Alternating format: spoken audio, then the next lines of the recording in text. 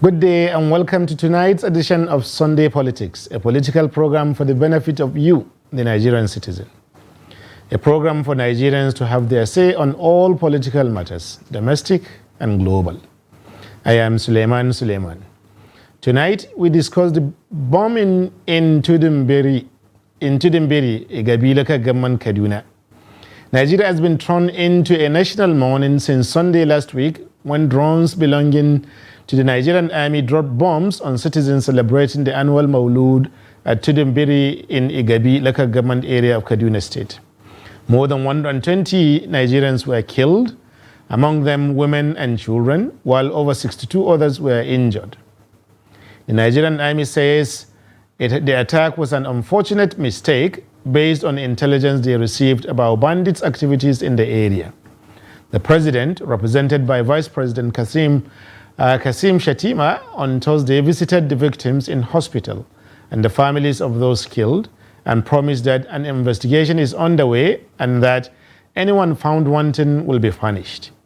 Still, many Nigerians remain outraged and unconvinced. Many wonder why such mistakes happen so frequently and only in northern Nigeria.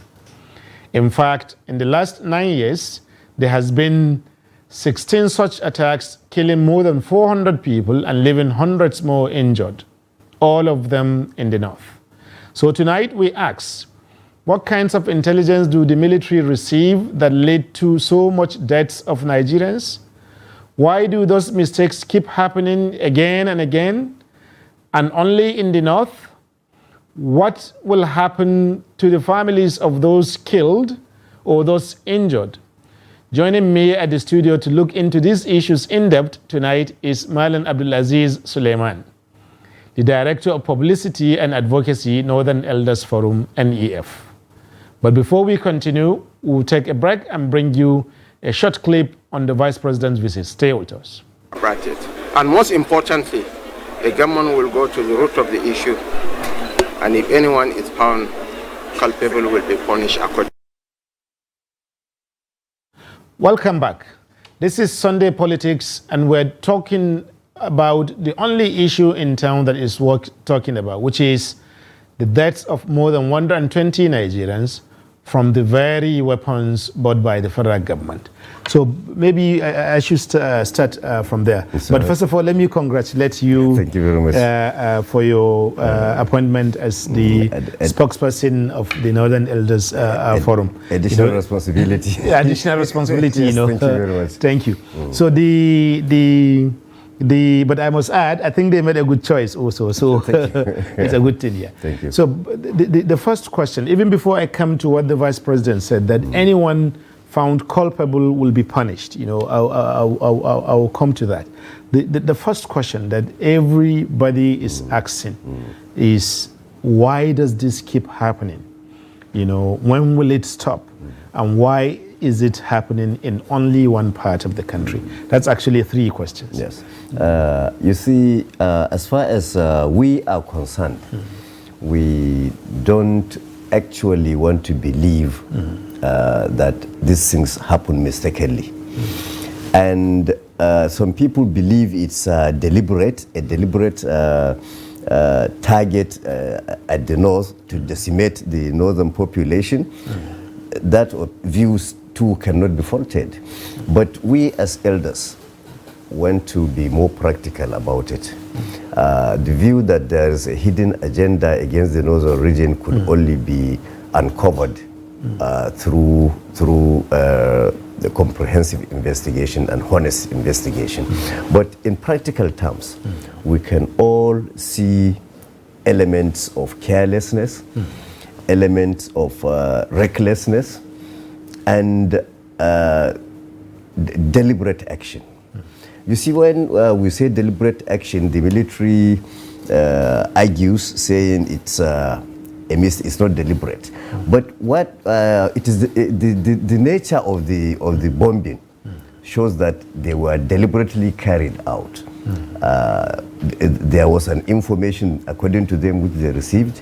They processed the information according to them, and they sent out the craft for attack. That was deliberate. It was a deliberate action to attack a certain area. As separate from deliberately wanting to kill certain groups of people. Yes, but it was a deliberate action. So there was this deliberate... Somebody gave order. Somebody gave order. Some kinds of processes happened before the order was given, and somebody carried out. And the order was to attack that area, and the order was carried out. So it was deliberate. So we don't mean by deliberate, we do not mean that somebody had a premeditated intention to kill.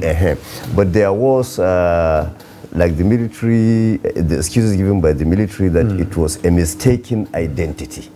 Now that brings to question the professionalism of the Nigerian military forces, because you cannot tell us that in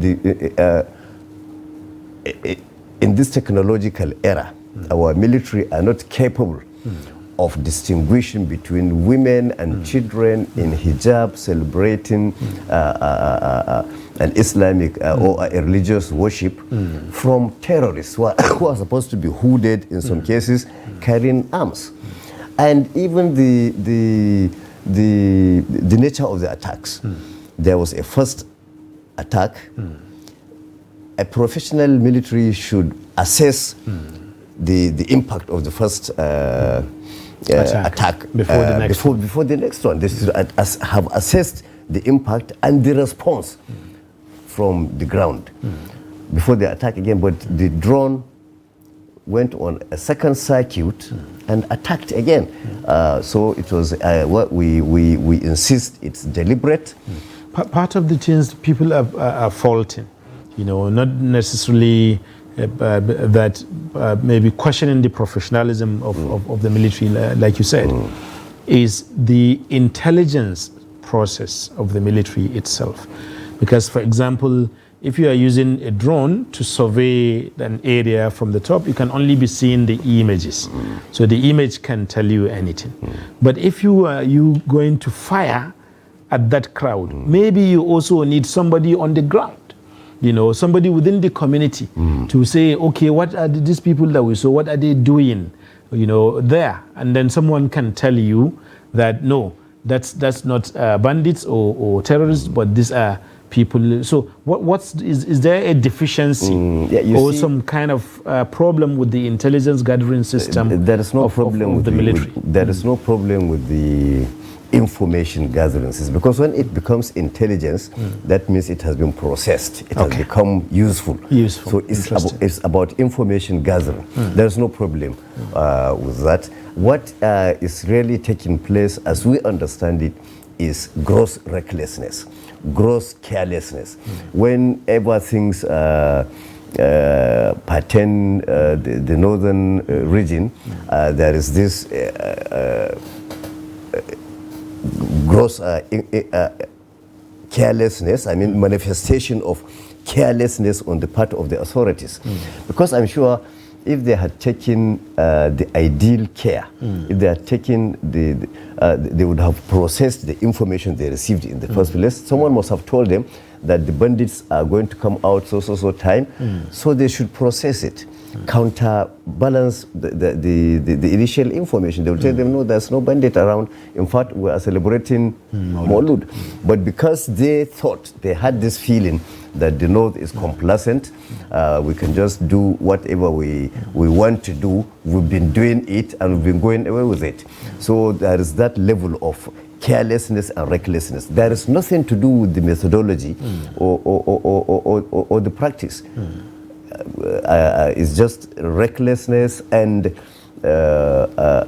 carelessness, which feeds, I'm sorry to say, on the perhaps cowardice of our affrighted elite who pose as leaders today in northern Nigeria. You see, unfortunately... What was the connection between the elites and these things happening? Yes, you see, unfortunately, northern Nigeria is today cursed with a condescending, bankrupt elite as leaders. Because if we take instances in southern Nigeria, I don't think one incident like this would happen in southern Nigeria without all the governors coming together to challenge it.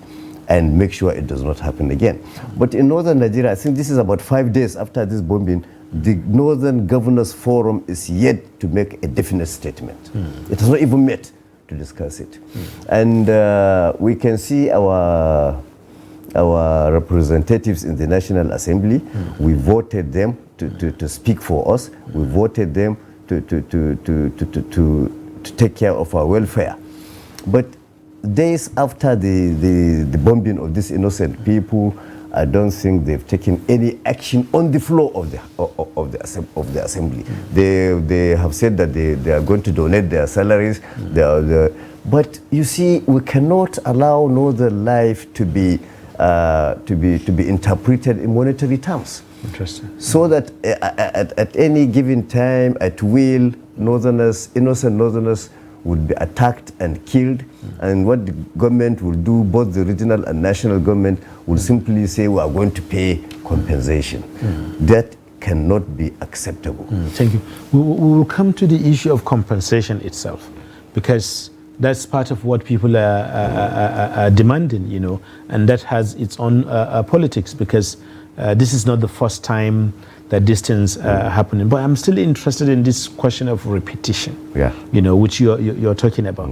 If something happens 16 times, how can anything that happens 16 times be called a mistake? Maybe a goalkeeper makes a mistake, you know, over the course of a football season and concedes 16 goals, you know, against his own team. Can that be said to be mistake still? You see, like I said, all these incidents are never mistakes. You see, there are situations that feed on the internal contradictions of the North. Interesting. The North has internal contradictions. You see, if we look at it, let us be honest. If we want justice, we must come with clean hands. These incidents, I think there were about 16 since in the last 9 years. Now, this government is just coming to power under just 1 year. So the other incidents happened during the tenure of the previous administration. Yes, mostly under Buhari. Under Buhari. So, and we've been hypocritical not to speak out when all these things were happening during our man. That's what we prefer to call him, during the tenure of our own son. So that is hypocritical. That is an internal contradiction that is consuming us. Now it's happening, I think 2 or twice, there are 2 or 3 incidents in Nasarawa under this administration. Yes, now look at the uproar. Yes. And I think the world would not take us serious if we had taken this much action when the first incident occurred during Buhari. I don't think the second one would have occurred. And even if we look at the responses, between the 2 administrations, Buhari did not even speak about it. He pretended not to even hear about it. But this administration, I think, has taken some practical action, and which we hope we would follow up to actualization. But really, we need to change our attitude. We need to. If one incident like this would happen in the Southwest, they would not mind whether Tinubu is from the Southwest. They would shut down the entire Southwest and protest. So people are comparing this with the NSAS protest, in which the military reportedly, allegedly killed some people at the toll gate, Lekki toll gate, with these situations that keep repeating again and again and again, and then people actually don't show any form of resistance any. No, you see, what we do is we are inconsistent. Like I said, we contradict our actions. If we had reacted strongly, powerfully, during when the other incidences were for example, when the Shia people were yes. killed by Boratais. We supported that. Unfortunately, when the IDP camp was bombed, the same similar to this one, we did not talk. Buhari did not talk. I think it was when something happened in Iran that he asked Garba Shehu to send condolences. But this time around, he sent his vice president immediately. He has made pledges which would follow up. But all the pledges made during the previous the tenure of the previous regime were not carried out. I remember in one of these instances, the Air Force will because this is the first time that this will happen involving the Nigerian Army. Most previous cases were mostly by the Nigerian Air Force, and we will come to issues of that later. But in one of these instances, when it was the Air Force, even to accept that it happened, they didn't even care. You see, they did not acknowledge the damage for all that period. Now, the North must answer, must assess why it was silent. We have to be honest. We cannot just be contradicting ourselves and expect fairness and justice. We are sure no other region would tolerate this even during the tenure of their own son. But we tolerated a lot of drawbacks deliberately because we were shielding our man. We tolerated the incessant attacks on our highways, incessant attacks on our communities. We could not even as much as pray to God for succor because it was our man. Now, honestly, it will be very difficult for us to think we can get swift justice. Thank you. Because we have derailed from the path of justice. Thank you. You see, our past leaders have carved a glorious path for us. But along the line, like I said, we developed a crop of uncultured leaders, bankrupt and insensitive, who have now dragged us to this point where we are. Thank you. So let's come to the issue of investigation, which the Vice President just mentioned that anyone found culpable will be punished. Before anyone is found culpable, there must be some investigation going on. Two questions on this. First of all, how do we know that there is in fact any investigation going on now, since it's going to be a closed door kind of investigation? It's going to be a military investigation conducted by the army itself. It's not going to be like a public investigation either by a judge or by a special counsel or by a committee that is open to the public, and so on. So how do we even know that investigation is going to be carried out, especially when the military already said that it is mistake, even when the president also said that it's already a mistake? That's one. Secondly, you also have a situation where similar pledges of investigations have been made. We will look into it, and then that's it. Nobody will hear about it all over again. So what grounds do Nigerians, particularly the families of those who lost lives or those who got injured in the incident, what grounds do they have to believe that there is going to be any meaningful outcome? Nobody is believing that. Okay. Because you see, we have had instances of commissions set up, reports submitted, but all those reports end up consigned in the conclaves, in the dirty conclaves of history.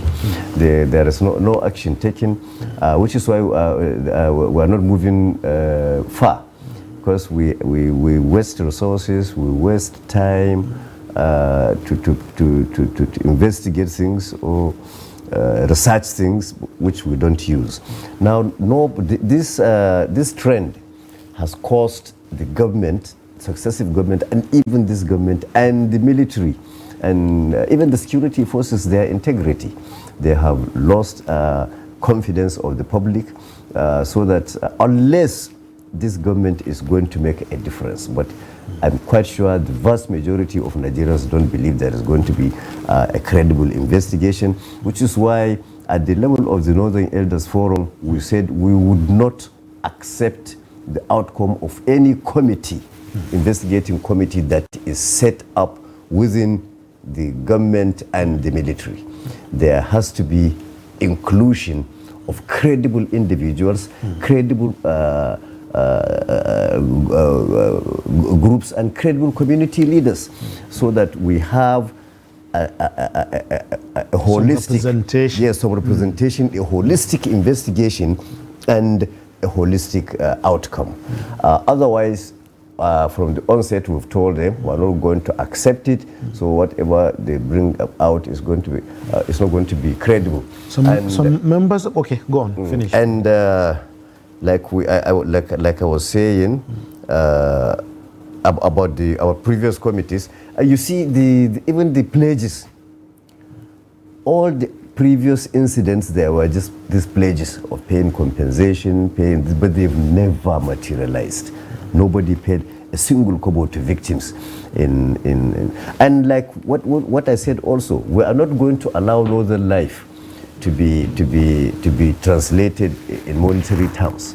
You don't just come and say we are going to pay compensation and you think we will be happy. What we want is an end to this massacre, an end to this state massacre. That's what we want. And an end to the pervasive insecurity in northern Nigeria. And you see, we need to have policies. That's why in some cases we don't object to. Thank you. The National Assembly, at least they said, some members in the National Assembly said that they are going to monitor and be part of the investigation of this attack. But so far, nobody has had that, either the military or the government more broadly has constituted any committee or the representatives of the committee or even a court-martial. Because since it's a military action, usually when soldiers go against the rules of engagement, they are usually court-martialed. So we've not had any of this. You see, talking about committee, setting up a committee is even jumping the gun. At least there has to have been an arrest by now. Yes. Because somebody must have given that information in the first place. Someone must have received it. Someone must have said he has processed it, and someone must have given the order, the command. And somebody acted on that command. But no single arrest has been made. So how does government or whoever is in charge expect us to believe his bona fides in saying he would investigate? What is he going to investigate when the culprits, there is no accusation? You see, let me cite an example. A lady was shot dead by a policeman in Lagos. Within 3 hours, the policeman was picked and he was arraigned. Now this is a situation where, unless when they set up the committee, they will speak to the drone. But you have to speak to people. So is the difference in the citizenship or in what? Why do police and military formations tend to be more responsive to situations like this in the south? And when it is in the north, people don't... It's a situation that feeds on the condescension and levity of our own people, particularly those who pose as our leaders.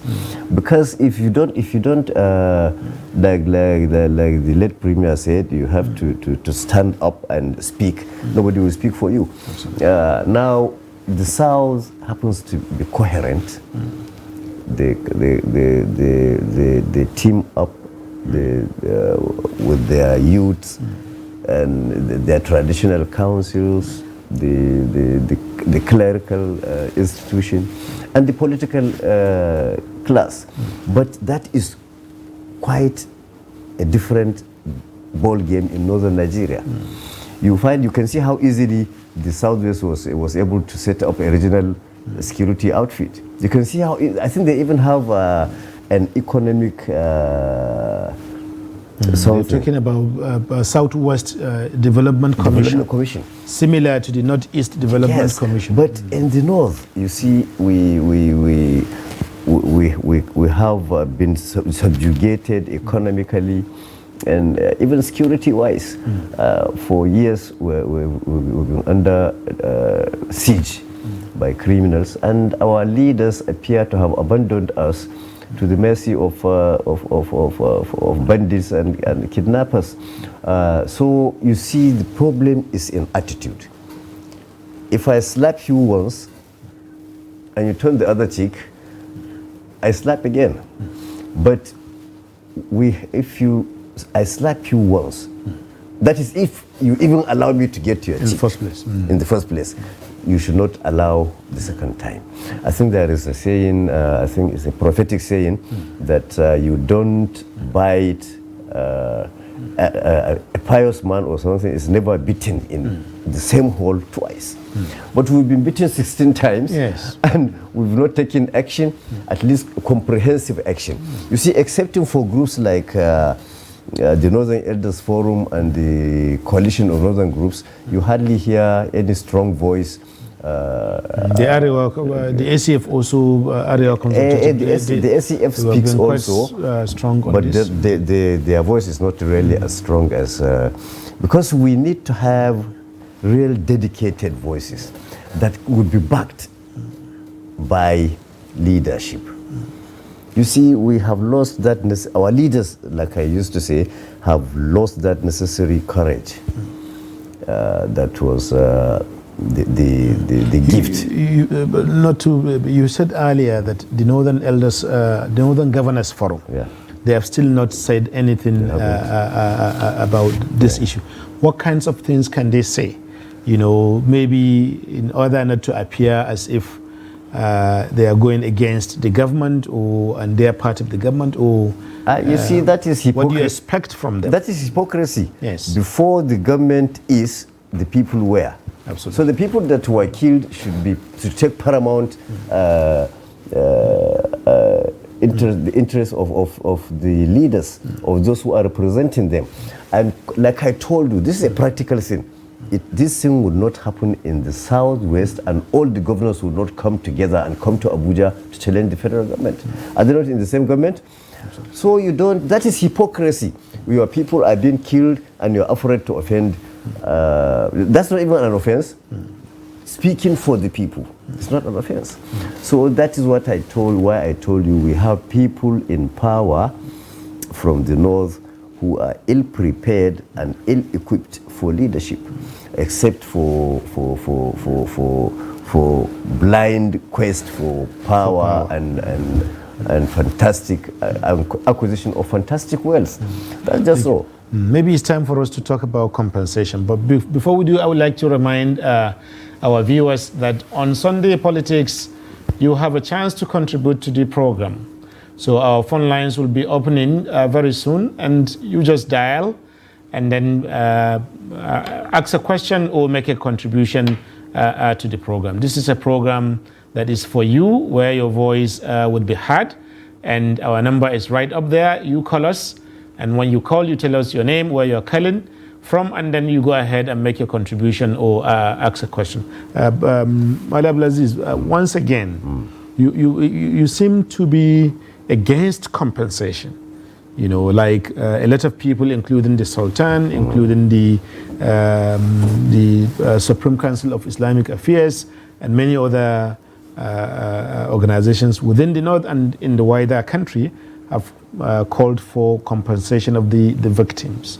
And the government has promised that those who are injured, their medical bills will be paid by the government. You don't seem satisfied with all of this. No, we are not really against compensation. What we are saying is it should not be made a priority.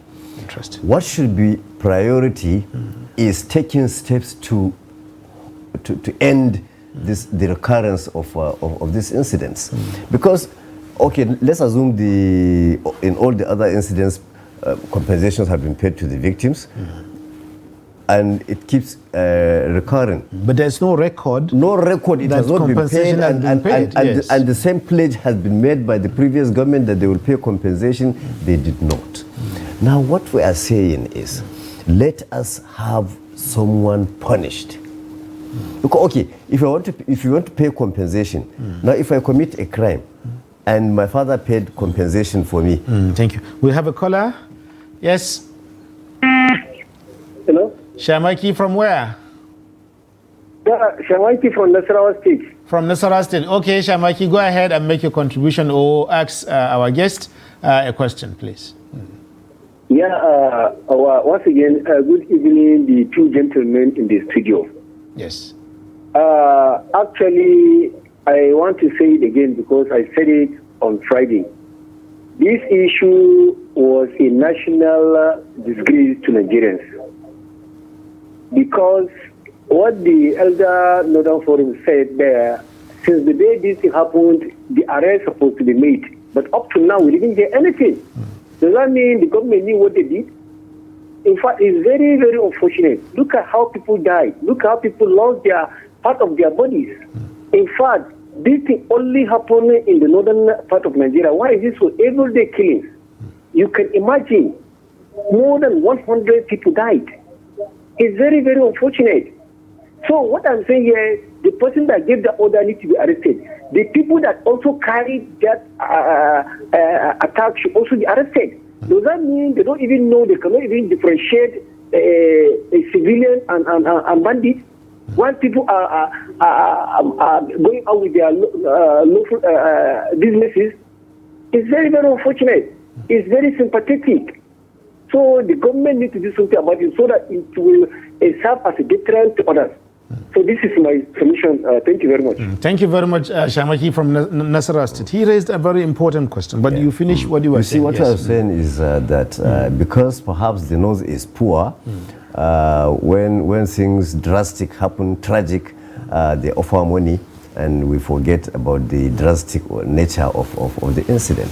You see, we're not against compensation. What we are saying is it should not be a priority. We've just had another caller. Yes. Who? Yes, go ahead. Tell us your name, where you are calling from, and then make your contribution or ask a question.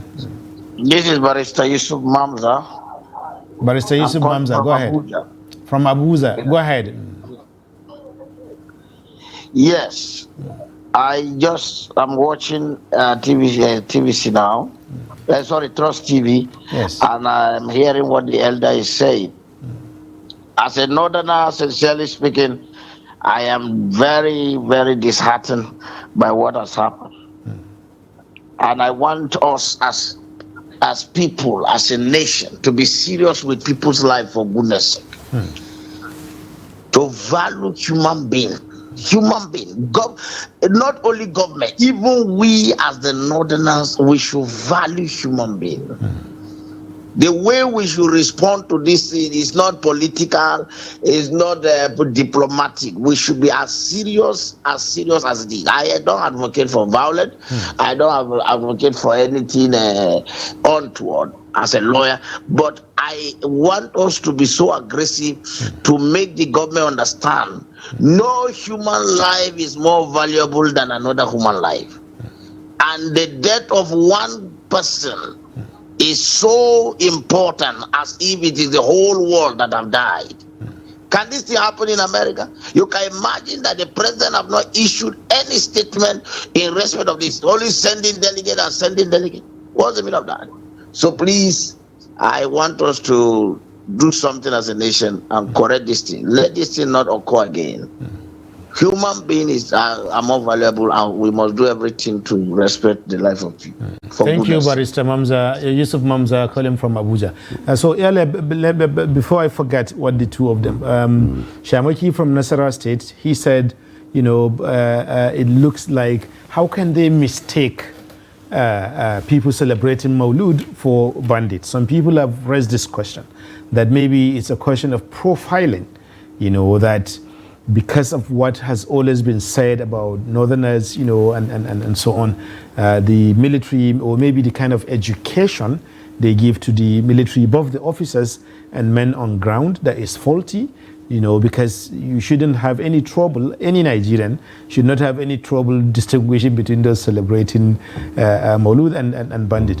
But also the last caller, he talked about valuing life, which is what you are talking about in terms of compensation. So how do you respond to this? You see, like the first caller is right to have made that observation, and I've said it earlier in the discussion that it's quite funny for the military to say that it could not what informed that was the level of carelessness for the northern life. So long as a commandant said, go and kill those guys, they are causing trouble. He doesn't even need to tell them that they are bandits, they are causing trouble. Carelessly, this guy will, his officers will carry out the order recklessly. So it's about recklessness and carelessness. It's not that they mistook the identity of the people.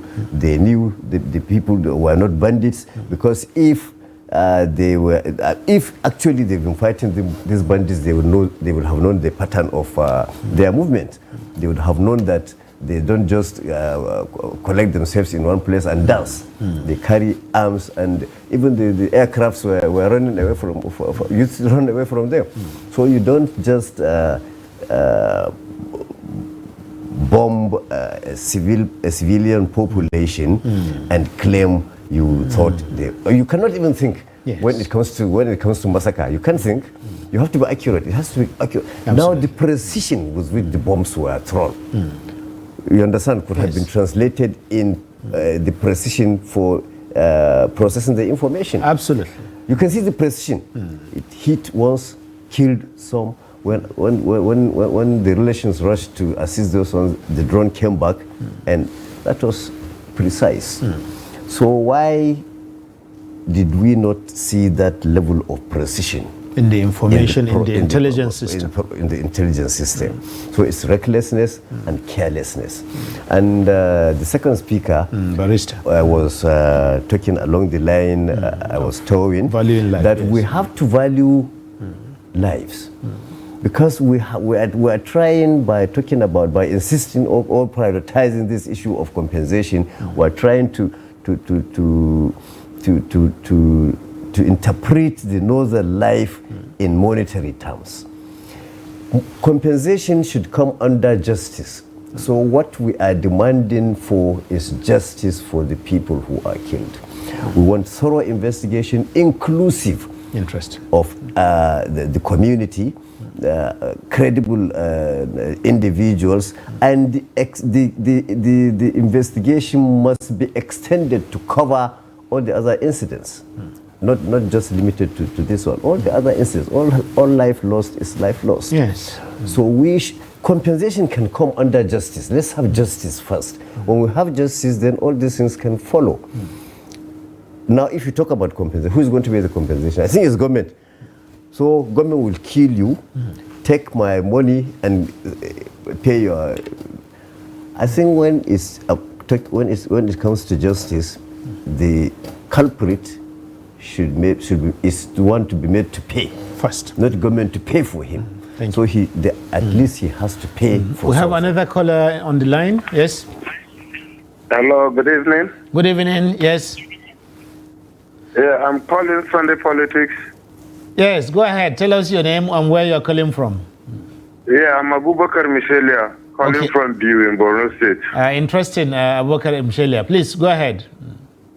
Yeah, I want to say something about the Tudun Biri incidents in Kaduna State. Yes, that's what we are discussing. Go ahead.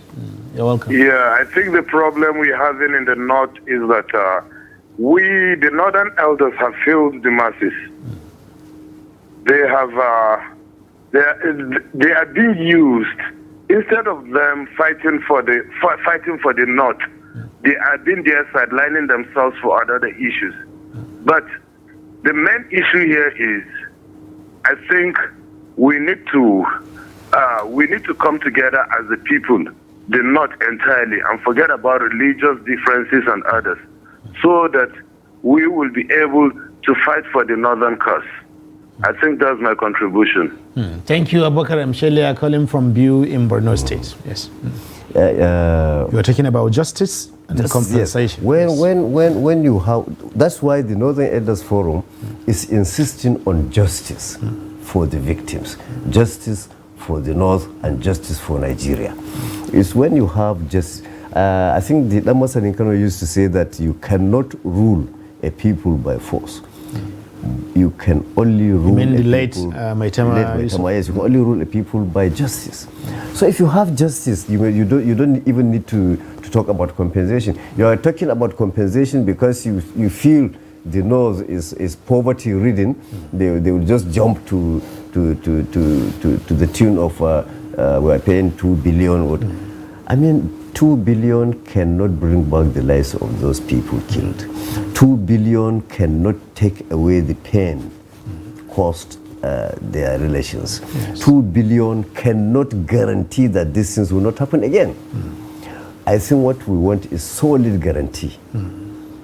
And that solid guarantee can only come with justice. So what the Northern Elders Forum is essentially standing for is justice for the victims of these attacks, justice for the North generally, and justice for Nigeria. That's just all these issues of compensation can come under justice when justice is established. Thank you. We have another caller on the line. Yes, please. Yes, my name is Yakubu Musa, calling you from Jos. Okay, Yakubu Musa calling from Jos. You're much welcome to Sunday Politics, and we're discussing Tudun Biri incidents last week. Go ahead. Thank you. Good evening. Yes. My problem is, where do they get the intelligence report that these people are bandits? And anytime there is that type of report, they should work on it and make sure that actually these people are bandits before they take any action on them. So the intelligence report comes from who? Thank you. That's my question. Very good question. Yakubu, his intelligence comes from who? That's what we are saying. Yes. Is that brings us to the level of recklessness, carelessness. I mean, maybe the officer just woke up and his wife said, I dreamt of bandits, besieging so village. Because that is why we insist on credible investigation. Because the nation has to know where this information came from and what quality does it have that the military will act on it. The care taken in processing the information before acting on it. Yes. And that cannot happen unless there are arrests. Nobody has been picked, nobody is being questioned. We only hear stories about committees going to be set up, which have been the usual practice, and nothing comes out of them. And the usual rhetoric, the government is... Talking about usual rhetoric, yesterday, several days after the incidents, I think the Chief of Defense Staff, General Chris Musa, he said that these kinds of things will not happen in the Nigerian army again, by the Nigerian military again. And he said it repeatedly. All the newspapers reported that today. So, and in fact, that itself is a kind of first time. Yeah. It is the first time that an officer of his level, the highest person in uniform in the country, making that assurance in the country. What does it mean? But before you answer, we have a caller on the line. Yes, tell us your name, where you're calling from, and you can make your contribution. Yes. Yes, this is Lawal Nuruddin, calling from Southern Local Government, Taraba. Nuruddin from Taraba. Please go ahead. Yes. Yes, sir. My contribution with regard to what I'm saying in Sunday Politics just is, why is it always the mistakes and the bombing is happening in the northern part of the country? And besides that, my observation and my this thing is, if these people are bandits, why is it that we cannot have a very critical report that in social place, this group that are celebrating whatever they are bandits?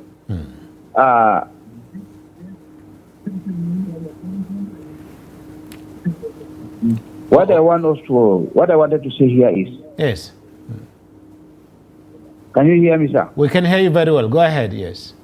Very good, sir. What I want to say here is, we the Northerners, the government is not valuing our lives completely. If not because all these things are happening, they're only happening in the north part of the country. And they don't want to take illegal action on those people that are instigating all these type of problems that we are facing now. Besides that, these people, they are people within the country, and they are claiming that they are officers who are protecting lives and properties within the country. And why is it that our elders within the region, that's the northern part of the country, are not standing firmly on it to see that justice has been made to all those people that are affected? Thank you very much, Nuruddin from Sardauna Local Government in Taraba State. That's a fantastic question. First, why the mistakes, and why only in the north? But most importantly, why by people that are meant to protect? You know, I think that fits into the question that we asked earlier about giving the Chief of Defense Staff giving assurances yes, that it will not happen. You see, we have never had this level of commitment from someone as high up as him in the previous administration. This is that the government, nor any top security official has ever given this commitment. So I think we need to give him the benefit of the doubt. We hold him by his words. It's recorded, but we don't allow, I mean, you know, it's past time you allow government to do things. We have to push him, we have to monitor the stages, and because it's our life that is at stake. We have to monitor the stages, we have to monitor whatever processes they want to take to ensure they are safe for us and a guarantee for future safety of the northern life. I think that's we've asked a lot of questions. But that's for the military. What about the Air Force, which has gone without blame? The CDS is covers all three. Yes, he's the Chief of Defense Staff. So having spoken, we naturally take it that he has spoken for the Nigerian military. Thank you. Interestingly, in this attack, it came out, news filtered that the Air Force actually warned the army that gathering is likely a gathering of people celebrating Maulud. Because they are unlikely to be bandits. So hold your fire. So why did that happen? Is there a rivalry between the two formations? There is this. And why is it suddenly the Air Force now knows, which has used to be making those mistakes itself, suddenly now knows the difference between this? We have observed so many times the disjointed nature of the operations. Every organ is operating separately, even within the Nigerian military. Not to even talk of the desired synergy between the desired synergy and cooperation between the military and the civilian population. Even within the Nigerian military, they operate independent of one another, which is why this thing is becoming prevalent. So how is the Chief of Defense Staff knowing, if you are saying this, he too must know that? So how is he going to ensure that it will not happen again across all the units? You see, that is where that is the role we have to play. We have to assist him with findings and recommendations and ensure they are followed. We don't just allow him to do barracks talks for us. We have to follow up. I think it's time the northern elite or the northern elders and concerned citizens of the north rise up to the occasion and protect themselves. Interesting. Thank you very much, Malam Abdulazeen Suleiman, Thank you. the spokesperson, the newly minted spokesperson of the Northern Elders Forum. Thank you also our viewers who have stayed with us today and our callers from various states and parts of the country. Thank you for joining us tonight, and we hope that you join us again next week when we bring you another edition of Sunday Politics on Trust TV. My name is Suleiman Suleiman. Good night.